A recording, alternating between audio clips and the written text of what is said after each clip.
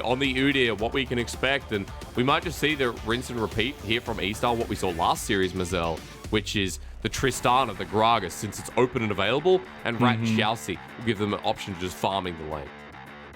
Yeah, trying to at least get some advantages in that aspect of it, especially. But for me, it is ShiauC here that needs to be playing extremely well for them to have a chance against RNG, being able to be this piece for his team to enable them. And that Tristana does come through. I like to see that one. I wonder what we're going to see here in this second piece. I want to see some of that synergy come down for that Tristana. Let me correct myself. Gragas is, of course, banned, so that's not going to be the pairing, of course. And hecarim for Hacker. Ooh. We've seen in recent days, hecarim has just come back up in priority. A lot of junglers thinking that it's quite nice to run into the Udyr. Of course, has a lot more engage potential, so I like that eStar giving priority to Hacker. Oh my god. Yeah, I mean, we're at a point where 11.3's been going on so long. We know the priority picks. We know what a lot of these teams are just going to look for in the first hovers. Oh man, so much comfort for RNG right now. You know, getting the Xayah there for Gala, one of his most played, as well as that Gnar that we just highlighted in Xiaohu appreciation time. So we'll see how that kind of goes for eStar. I do like this Jayce. It's a little bit different, a little bit aggressive, but it is going to be ZS piloting that one. And of course, a good matchup against the Gnar. So what eStar already looking for here is a priority up in the top lane. I mentioned how Hacker will be looking for ZS, right? In the early game, that's the lane he's been comfortable with ganking and putting the leads into and making sure ZS doesn't fall behind. So it is going to be about how Xiaohu can survive up in this top lane, probably play towards the weaker side, and how RNG can facilitate with the rest of their composition. Because again, they've got great team fighting mechanics, as we saw in the last game from the likes of V5. And RNG are getting rid of some of the picks that can start influencing the solo lane. Zoe I like here as a ban against Insulator, as it actually mid lane bans one apiece. Yeah, I was actually going to say I'm very interested in what we get here in these second phase bans, because they can be so important. Although we've gotten some solo lane choices already coming out, you've still got the mid lane to pick for. You still got some of these strong picks to go for. The Corki is actually banned away, so not going to let Cryin get his hands on that one. So very heavy mid lane bans for both sides. And a lot of our teams will be happy opting into the Corki Azir matchup. Makes our chat fall asleep, or probably our players as well. But just a bit. You're expecting to see, you know, a potential Azir coming through here from eStar. Like, this is the natural pickup, just to deny it from Cryin. It would fit so well into RNG's composition, but also, you know, it adds that AP damage that will be lacking with eStar's comp. So, bit of DPS coming through here, a nice scaling element as well alongside the Tristana, and some good transition points to play through here from eStar from early game all the way to late game that we talked about, where Rat is going to be crucial. Insulator as well on this Azir. Hasn't been too great on it, Mazel, but things can change here, especially in the face of a better opponent. Yeah, I like the Azir to an extent. I like the safety that it can give you going in late game. But then you just see these lock-ins for RNG, and I start shaking my boots a little bit, Hysterics. You got the Alistar coming in for Ming. The Viktor actually was the last pickup, and it's going to be going over to Cryin. And now it's ShiauC's final pick. It's trying to find this pick that will make sure he can get something going for his squad and make him feel comfortable at least. And I would hope that you get a little bit of engagement for him. Give him those tools to be a big part of the team. Does get the Rakan. Because outside of the hecarim, that's what they need. We saw the Rel, but they're not interested in, you know, often think surprising.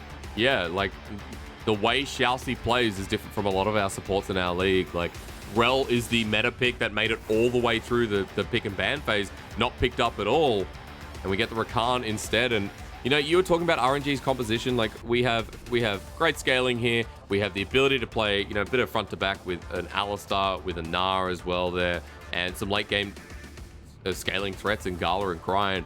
You know, Wei plays Disruptor in here, and it does feel like this is an RNG comp set up for team fighting, while for eStars, I'm looking towards that top lane. Yes, they have scaling elements with Tristana and Azir as well. Like, those hyper carries are huge, but definitely want to see ZS abuse the matchup, give it a nice early window for eStar to play through and put them into a position where they can actually play around these early objectives and abuse the damage from the Jayce and the range advantage as well, right? Like, there is great range on eStar, and if they play at a range, if they poke down in front of the objectives, they can force RNG away before they can execute and pull off the 5v5. And speaking about that a little bit, one thing that stood out to me was the peel potential there for RNG as well. They have a lot of that kind of playing back towards it and making sure to not get caught up in those fights, have those peel tools available to them. And when you're looking at going into these team fights against RNG, you definitely don't want that to be the case where you're looking for those picks, you're looking to try to get that damage in for eStar. Well, I'm excited to see xiaoC here because xiaoC will play a great role in keeping the space for eStar, right? Like, yeah, he does. You know, it's not about being tanky front lines. It's about going in, coming back out, then enabling Rat and Insulator to just kind of poke from afar. For RNG, wait for those Gnar ultis, wait for the chokes as well, because if eStar walk into a choke, RNG are just going to collapse. They're going to destroy them and then show us why they're the best team in the LPL at the moment. Hysterics, we are hitting the rift. This series will decide if RNG get to lock in those playoffs or if eStar get to throw a little bit of something in there, or if they just go out as that shooting star. We'll see as we hit the rift. Last chance for eStar. They lose this, they're knocked out officially of playoffs. And as you said, RNG, this is the lock-in game. As our crowd in Shanghai, so nice. Yeah, man, it's been a while, right? Like, it's good to see people. It's some normalcy there. It just feels good, man. It feels good. Dude, because honestly, I'll put this out to everyone. I feel like 2021's kind of screwed as well. Like, I'll be honest. I'm not gonna fight that point. Which is why it's kind of nice. You know, you talk about normalcy. It's nice to see that, you know, MSI's happening. It's in Iceland. You know, reasonably a safe part of the world as well. Yeah. It's so safe for sure. No, well, I mean, it is. Like, what's the sarcasm? It really is. A little bit, you know, the earthquakes and things going on, but it's fine. It's going to be all solved by then. If you type in top 50 safest countries in the world, you'll see Iceland at the top, bro. So yeah. Doesn't matter what you say, right? We're not going down that rabbit hole. You know, I want to keep my job for the foreseeable future, but yeah, for sure. Now that we're on the rift, and now that I realize again I can't go to Iceland, it's kind of sad. It does feel like, you know, for eStars, pivoting towards the bottom side here for the start is quite interesting. It wasn't a Raptor start. I'm waiting for the missing ping. It was a bottom side start for Hacker, also for Way. So they will be pivoting up top, while bottom lane, good trades from RNG. Huge trades early on against xiaoC. Yeah, they will have a little bit of that sustain, though, so we'll be fine. They've got that priority in lane, that pushing presence there. But I'm really looking at these junglers. I'm looking to see where they want to go, especially as you were saying, just giving me that bait of potentially going top lane. Trying to get a smorgasbord up there for either side. Because for Way, it's more about counter ganking Hacker in this early game, right? You got the Ghost and hecarim. He's going to be trying to attach onto the top wave for an early dive, but Way's mid already. And this is a threat. He flashes. Oh, wait. He just flashes for it. Oh, no, Insulator. Okay, he's going to get out with his own flash. That was really, really close. I like the trigger pull by Way there, though. And I think that's worth. I mean, jungle flash from mid flash, even on an Azir who has shifting sands, I mean, that's repeatable offense coming through. So for Way, I love the turn and the confidence coming in from this jungler. Teleport will be burned for Insulator to come back in as well. Cryin has double summoner advantage. And this for Way is a great avenue to start game one. And just trying to take advantage of Insulator in the mid lane a little bit. Good plan, at least, coming in from RNG. And I love it because Way didn't have to do that. He didn't have to go for the flash, but he decided to, just to make sure to get that mental advantage a little bit. Yeah, he did. I mean, again, summoner advantage is highlighted, right? Way gets to the top side. Scuttle Crab goes down. Hacker was already here. We knew he was pathing to the top side. There is a potential for W, right? He can just walk straight down, but Hacker moving through River going to be spotted out in a ward, and I don't think Way risks this, especially with Cryin backing. He'll teleport in, but remember that the wave push out is in favor of Insulator here first. So the 1-for-1 scuttle trade in the end, and Way will just go back to clearing his jungle camps. And now, yeah, we do see that bit of a trade off here. We will see Hacker down towards this bot side. Could be looking to get xiaoC and Rat something down here as this hecarim getting the scuttle as well as the presence around the dragon. Rocket jump comes in for Rat. He has the satchel charge there into Gala. Hacker comes in, devastating charge, lands onto Ming, but they are able to get away from it, as it will be a bunch of summoner spells burned from the side of RNG, but they don't give any kills over, and that's the big thing. No, but summoners are big, right? Pre-6 onto the Xayah, another repeatable offense. Like, RNG's bottom lane, we're expecting to get pushed in. It's a Tristana Rakan. You can get bopped away by the Alistar, but Tristana's early damage is insane in comparison to the Xayah's. So already for eStars, bottom lane set up nicely. We take away 3 summoners for only 1. A favorable trade for eStar to start trading back in this game. Is there something to build off of here going into the rest of the early game? We do have a dragon spawning in about 10 seconds. Wonder if we'll get a change up in the priority in a game number 1 than we did in the first series of the day. Xiaohu looking for the engagement onto ZS. Just showing some of that domination on the Gnar that we know him for. And I mean, this shouldn't be happening. Like, the Jayce can play with spacing. We know that in the matchup, we've seen many a Jayce in the LPL take over with the CS lead. Xiaohu's keeping up. And this is like a very good start for the Gnar topsiders.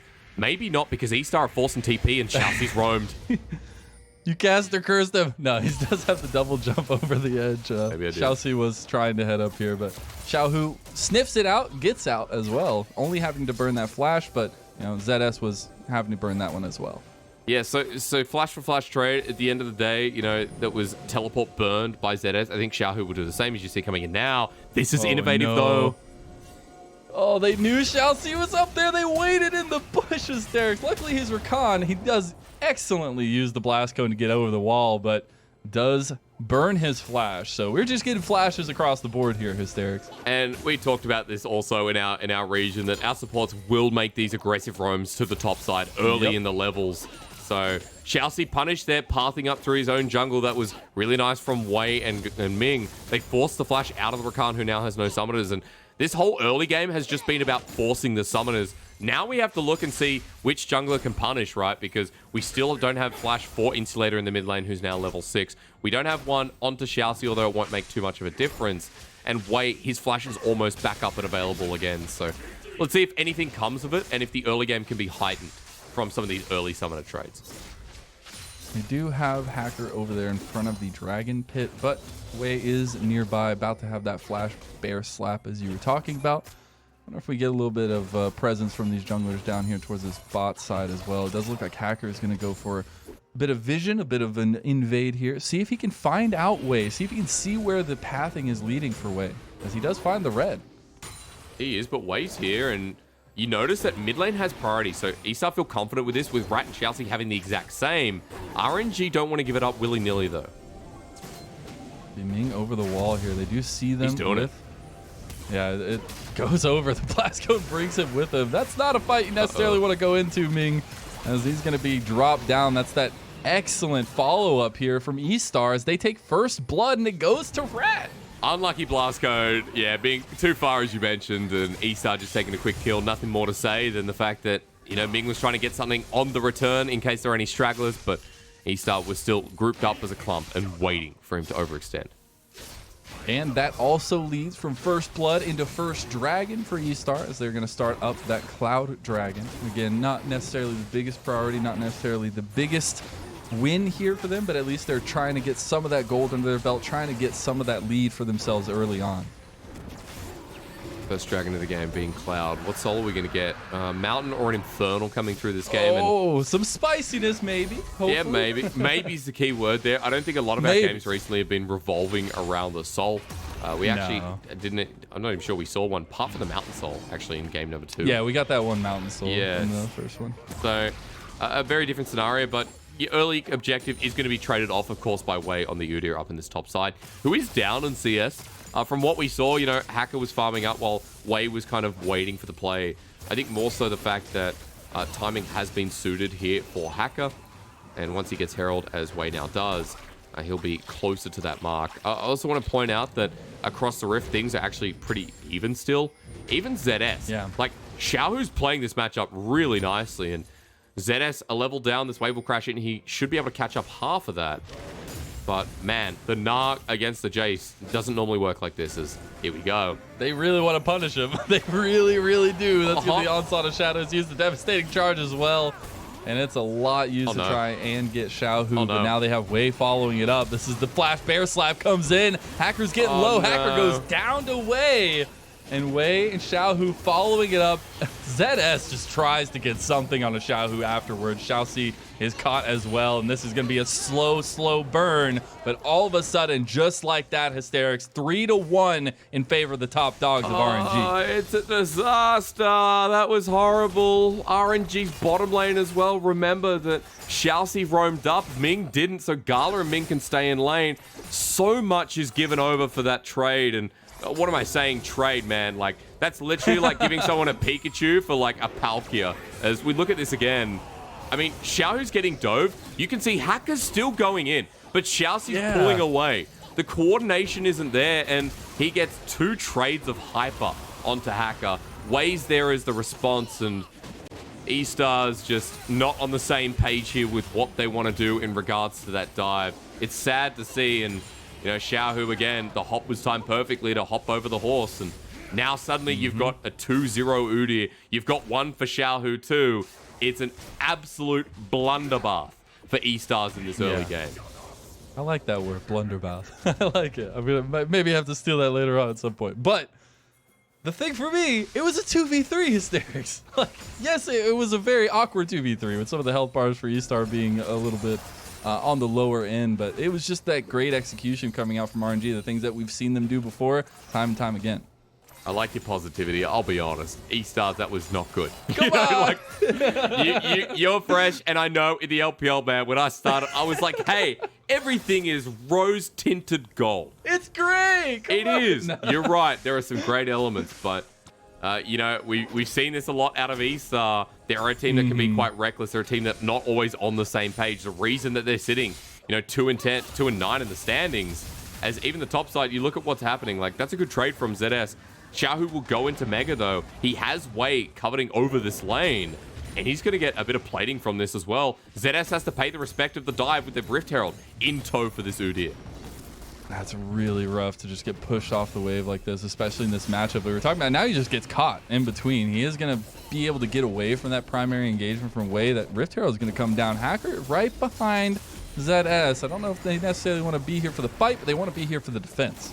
Onslaught of Shadows is available with Ghost, so Hacker coming up is the right move. Herald still gets the charge, though, his turret is about an inch away from its death. Turret plating still available as well. Thinking about it. I mean, Xiaohu can just walk up and take this at the moment. The minion wave in the way, Shock Blast combo come through. Look at the roam from RNG. ShiauC able to get... Oh, there's the TP coming in now as well. It's going to be Insulator on the back. They've got a bit of a flank, but Insulator is in no means able to do this. Double knockout from him. If they get the huge Emperor's Divide, is it going to be enough to spread the fight? Xiaohu gets the Mega Gnar at the last second and survives, but how long will he do that? ShiauC gets the kill. The Chaos Storm comes down, and they are chasing these kills. eStar have found themselves on the wrong side of Summoner's Rift. They've got Cryin chasing them down. The laser beams are going to do it. Nice little fancy feat from Insulator, but it didn't matter. Hysteric says Wei is going to clean up that kill. Luckily, the horse gets out because, you know, he's a horse, but RNG are 6-2 against eStar now at this early point of the game. And hey, that was a good Emperor's Divide, but the problem is Xiaohu goes into Mega, he buys time, and then in a small space, Cryin's always going to be the benefactor with the Chaos Storm, with the Victors. You know, bottom lane, Lanus is still staying here, and sure, it's like an even trade for now. There's actually plates going over to Rat, but look at what happened top. Ming comes in a great position with a 2-man Pulverize. The Onslaught of Shadows great with the Emperor's Divide combo, but Xiaohu going Mega. Meanwhile, Hacker stuck into the 2 big fat bodies. Over the wall, Cryin with the flash does the burst damage, and now they're separated, and suddenly RNG can just start picking and choosing the low health bar members. I love that little last ditch effort by Insulator. That's so good. Come on, it's so close. Like Tokyo so drifting, far. but you hit the side post anyway. So unfortunate. The car's not looking too good after that one, but it was cool in the moment. But you know, we're back to Summoner's Rift, and now that we're here in front of the Dragon, I mean, RNG have a 4,500 gold lead at this point in the game. Maybe a little bit less. 3,500, I think, is the correct math. And teleport's coming through out of Mega Gnar. We'll see if RNG is still comfortable. Still looking for the setup is RNG. The Dragon getting about 2,000 health here. They're going to make an engagement here. Wei is onto the Dragon now. They've been pushed completely out of it, and the Dragon's just going to go over now. First Dragon for RNG, the triple knockup. There's the Emperor's Divide to buy some space, though. This time it will be successful. They lose the objective. They don't give over any more kills, though. Insulator stops that from being worse than it is. I think that's the biggest takeaway you get from that. And, you know, eStars started the Dragon up, but Hacker got low, and immediately RNG just pounced on it. You've got a 4-0 Udyr who doesn't really die. A Xiaohu wants to get busy for some more. Oh my god. They're just going to push him off the tower. They find the flash over the wall.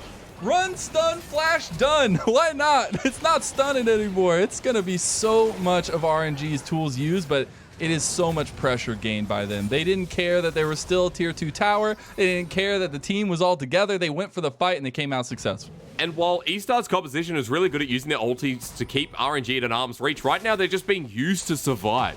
Emperor's Divide, Buster Shot, the Onslaught of Shadows used at melee range just so that the Spectral Riders can hit RNG, fear them, and keep their AD carry alive. RNG are making the proactive plays as they should. 5,000 gold ahead at 15 minutes in the game. And Mazel, this is the difference in the LPL between a top team and a bottom tier 1. It is absolutely showing through. I mean, you've got the unkilled Way right now, 5-0-2 on the Udyr, setting up the pace, setting up the engagements for his squad, and it's just been so impressive. And the team play is what is shining through for me right now, and exactly what we were looking for from these guys. I think you can talk about team play. You can talk about individual bars as well being set. Absolutely. Like, even though Xiaohu got some priority from Way in the top side, you know, Xiaohu, when it was just him in the lane, he was doing fine, yeah.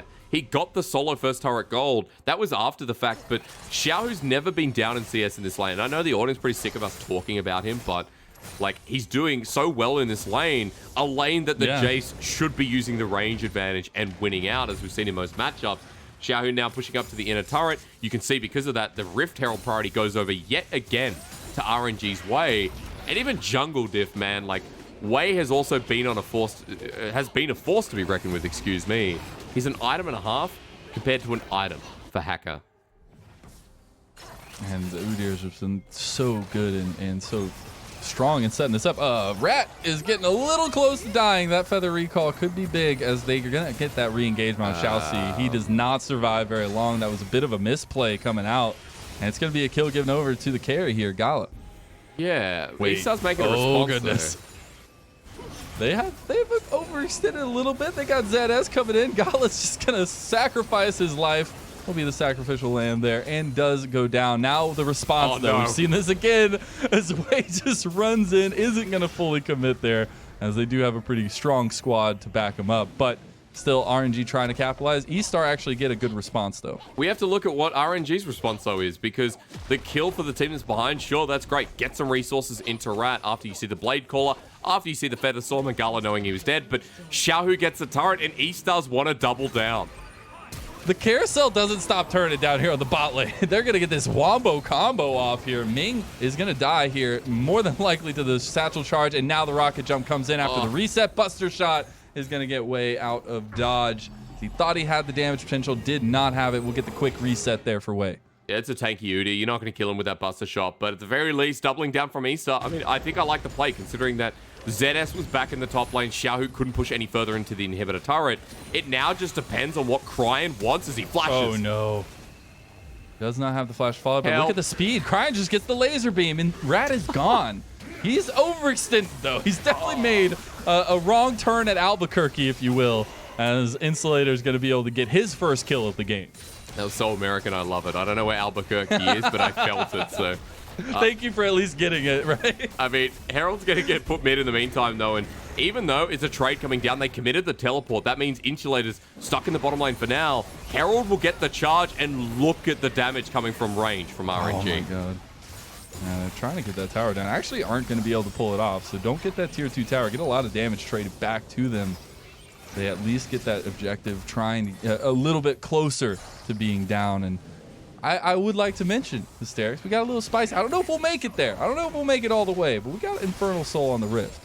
We do, but RNG are going to be taking the next one, that's for sure. I mean, you saw the defense there from eStar was hard enough in the mid lane, and now the control still given over to Way. Look at the vision control from RNG towards the bottom side of this map.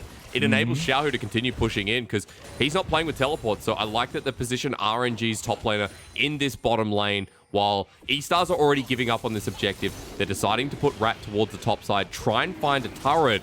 But look at the flank set up here. Ming's getting in position, Cryin from the front, and this could be bad. Rat is just a bit overextended here. Does get the headbutt pulverized down. Actually doesn't get the pulverized. Does get Buster shotted back, but yeah, look at Cryin. It's just going to be the same story, but on the other side of the map, as Rat will go down to Cryin, and more fighting mid potentially for eStar, but they can't respond after losing one of their main carries, one of their main damage dealers here for themselves. They want Rat to pick up resources, and I understand that, but at this point in the game, like, for eStar, there's so much catch potential from RNG's side. As you can he's see got here flash. against VODS. I mean, this could be a solo kill. I'm not sure. He's looking for it. No, it's going to be a 2-on-1. Xiaohu's making sure that he supports his jungler. Xiaohu's going to get that kill again and just making sure to slam home that win for himself. When Udyr's ahead, his control around the whole of Summoner's Rift is insane. Like, Deadman's play with Turbo Chem Tank, he's such a fast jungler that you go through, he instant clears at this point. He then runs to these side lanes and enhances his laners. And for RNG, they're working together as a unit, even though they're separated. Ming and Cryin linking up, catching out Rat from overextending, catching out ZS from overextending with Wei and Xiaohu. And RNG keep clawing at this gold lead, deciding they need to make it greater. They've got an Infernal Soul you mentioned, but it just feels like RNG at this point in the game are going to be continually threatening these side lanes and out-macroing eStars in game one. And I have to say, you know, I've only cast a couple series now in the LPL, but every time Gnar's just a split-pushing menace, and we see it again and again, and Xiaohu's doing it expertly here. They're just able to get that slow but steady pressure in the side lanes. Even though within this composition, right, he doesn't actually have to act as a split pusher. I think in the LPL quite a lot, we run Gnar differently. Like, we don't run him as, okay, well, we're happy to take a loss in this lane for the sake of, you know, our first, second item spikes. It's like, no, we're going to run him as a side laner who, you know, has a lot of gap close with Hop, with Stride Breaker. While the rest of RNG don't want to let me talk because Cryine's on the hunt. Oh, the quickness going to be popped there by ShiauC. Does not get any follow-up there. I thought maybe they were going to be able the rest of RNG, Ken. ZS here. Yeah, I don't know if they want to necessarily go for it. You know, Wei still having that Flash Bear slap available to him. They're going to set it up. I was going to highlight back to your point about Udyr and how fast he is, how much pressure he can put on. As soon as you see this guy running at you or on your screen, you got to start making an escape plan. You got to start drawing up that fire escape. And I want to talk a little bit about how eStar can potentially come back in this game. I think the biggest thing for me is that eStar don't necessarily need set up on these objectives. They can be the ones to engage, and they have a lot of backline access, Azir, hecarim, and, you know, even ShiauC on Tristana, on bloody Rakan. God, Rat. Almost losing out to Gala. They can actually make some great teamfight engages themselves, but it is about poking them down, utilizing the Jayce, utilizing as well the range advantage that they'll have. If they can get to that point, if they're so far down in gold, I mean, RNG can just wait for a pick. They can force the fight themselves, use Xiaohu's gap close, and create the perfect setup to close out this game. So it is hard for eStar, but I do feel like there is a way if they can start utilizing this Jayce damage, and if they can start poking RNG down in front of some of these neutral objectives. Yeah. And I want to see Rat get involved in these team fights. He's been the brunt of a lot of catch-outs, a lot of engagements by RNG. Hasn't really been able to sustain in those team fights just yet, and that's where this Tristana thrives. That's where we saw Loken in last series doing so well. And I want to see that kind of come through for Rat, as we've seen the Tristana do so good in team fights, but you got to get that positioning down. Yeah, I mean, Rat especially on this Tristana. Rat has always been the late game assurance for eStar, and there have been a couple of games, couple of series earlier in the split where Rat was the defining factor in how eStar's won their games. So I think it's important that you mention the Tristana. Definitely wants another couple of items up the belt, on the belt, excuse me. Wants to match Gala, who's ahead of him in items, and you know, we could say that about Azir as well. Insulator needs to be at that point. And while I'm talking about comeback mechanisms, I mean, RNG, they're so far ahead at this point. It's a massive what if. Like, they can easily close this game out. It feels like this is done and dusted. eStar, again, rabbit out of the hat, something I've said a lot today, but it feels like you got to pick a crocodile out of the hat to win this one. That would be an interesting magic pick, not gonna lie. Probably RNG are definitely in the driver's seat here. They're driving this big old truck, and they're trying to make sure eStar doesn't have any hands on that. Here we go, double TP. The TP out there. We'll see what happens. Does RNG commit? Oh, he gets out at least. So that TP will go through. Insulator does survive, and RNG's play does not come to fruition. I couldn't see the left-hand side of the screen. I thought Insulator was teleporting in, but he was teleporting out in the end. And as he uses that, I mean, RNG get control of the Baron. Cryin starts it up, but the rest of RNG don't want that. Instead, going to push towards the mid lane and actually just try and brute force through the center of the map, or at least set themselves up for dragging after pushing the wave. Yeah, this will be sole point for them as well. Again, maybe not necessarily the biggest point for them to focus on, but it's a little extra something to get for themselves as Wei does start up that third dragon for RNG, and eStars just can't do anything about it. Yeah, I mean, what would you look to do at this point, right? Vision is still so deep into their jungle. RNG see them coming from a mile away. They have so many tools to find picks, and Xiaohu's just soloing the whole team in the meanwhile. He's taking it up with the force of nature that he's contesting jungle camps knowing everyone from eStar are there. Now. They're running away too because they know that the follow-up is there. You see this little Gnar and you know you got to turn tails. You're a Monty Python fan. Have you seen The Holy Grail? I am. Where, you know, Yes, the rabbit, it's you know, the it's just a little bunny. rabbit. Yep. This small It's thing. absolutely the rabbit. And just 1v10s, you know, the whole of They the don't crew. have the holy hand grenade. They were never set up for it. Maybe it's here because Baron's going down fast. Oh, but look at Ming. He's buying some time. The Baron's already down. Ming is surviving with that unbreakable will. Xiaohu's here. Uses a stride breaker to try and get in range for that ulti. He does not find it. They have Baron here. They might need to get out. Hacker goes in. He's way away from his team. Gets killed there, but we did see an engagement there by Xiaohu. Doesn't die, though. A lot used, and Hacker's the only one that's fallen so far. A great fight and a great objective take by RNG. I guess you wanted to see Ming die. If you're Hacker and you thought it's worth it at this point of the game, let's kill the cow. He wanted a hamburger. Yeah, somebody hasn't had their daily intake of protein, and Ming survives at the end. It's just adding insult to injury at this point. Baron goes down. Great zone control from Ming, and now we just get to see RNG try and close this game out. They can run down any of these lanes. I don't feel like eStars can defend these inhibitor turrets, and again, it's going to have to require something from ShiauC, something from Hacker, but I feel like it's too far gone where the front line is too big, and Xiaohu's once again taking on everyone from the team. You know, eStar stepped up there. They see that Gnar bar is almost full. They're like, nope, we're turning around. We don't want that one. And they just lose all this pressure on their bot side jungle. They get the TP now coming through to get Cryin onto the side lane pressure, use this Baron buff up that they've got. They got multiple lanes pushing. They're pushing their pressure up as well. And Gala and Ming doing a really good job soaking some of that, getting some of that damage down onto the tower while they separate to the bot side. Because Insulator's top, he was just looking to push out the wave, and he didn't have teleport. RNG know this. They saw him force it out before. He'll be coming in now, but I mean, RNG going to get the inhibitor because of it anyway. Probably would have had it without Insulator being there, but it's just easy push here from RNG. They'll turn their attention to mid and keep it going. Yeah, it's just great timing here. As they wait, right as that wave is crashing, they've found way in 1v3 here, but it was all a bait. Hysterics has attacker dying first yet again, and everybody just running away for eStar. Xiaohu gets buster shotted back. He's not going to land the combination there, but look at this. RNG know where to go. They know where to execute, and they're executing on the Nexus, or at least the Nexus towers here, Hysterics. Yeah, this is bullying, man. Mazel, Nexus is bare. They're just going to try it at the game. Oh, no. Want to see how much they can go for here. See how much they can pad those KDAs as the kills will be coming through. The deaths will not be there, but the game win will be as RNG go up 1-0 in this best of 3. If this doesn't show the gap between the top and near bottom team in the LPL, I don't know what will. This was a huge riffy diffy coming out of RNG, and I just, nothing went wrong there for RNG, right? Like, eStar tried to force early in the game, and they had some good responses, but Wei was jungle diffing. Xiaohu was top diffing, winning out in a matchup that we don't see people win. I just can't say anything but praise RNG, and you know, praise RNG, praise the overlords. Yeah, it's incredible to watch this team in action because it was a very clean game where eStar never got to stall out and use some of their hyper carries and actually try and force around these objectives because they already lost so much before getting to them. And I know we have already done a bit. We've talked about the appreciation for this guy, but man, Xiaohu again on the Gnar.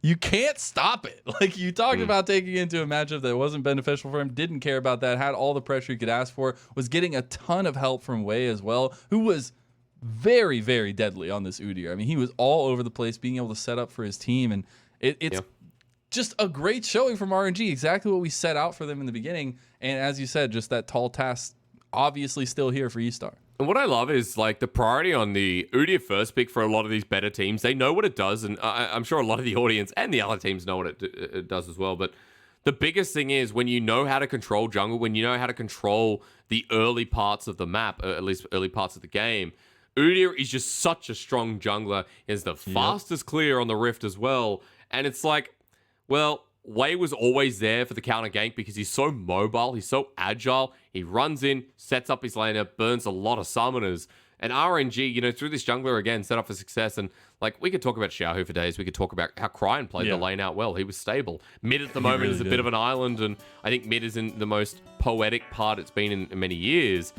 Gala and Ming absorbed pressure. It was Rat and ShiauC who tried to dive one too many times.